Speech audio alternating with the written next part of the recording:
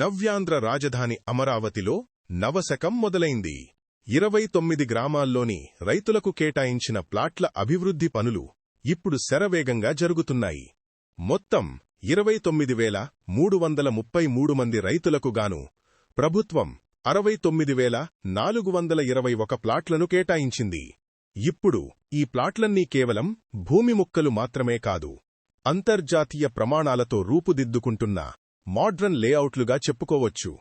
ఇక్కడ ప్లాట్ల అభివృద్ధిలో ఎక్కడా నాణ్యత తగ్గకుండా అడ్వాన్స్డ్ టెక్నాలజీని ఉపయోగిస్తున్నారు. ప్రతి ప్లాట్కు అండర్ గ్రౌండ్ డ్రైనేజీ వ్యవస్థ ఉంటుంది.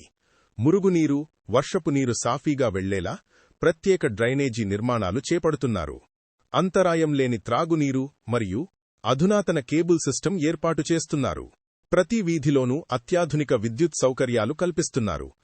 ప్రపంచస్థాయి నగరాల్లో ఉండే మౌలిక సదుపాయాలను మన అమరావతి రైతు ప్లాట్లలో కల్పిస్తూ రాజధాని నిర్మాణంలో ఇచ్చిన మాట ప్రకారం రైతుల త్యాగానికి తగ్గట్టుగా ఈ అభివృద్ధి పనులు మెరుపు వేగంతో కొనసాగుతున్నాయి. ఈ వీడియో మీకు నచ్చినట్లయితే లైక్ కొట్టి, షేర్ చేసి, సబ్స్క్రైబ్ చేసుకోవడం మర్చిపోకండి.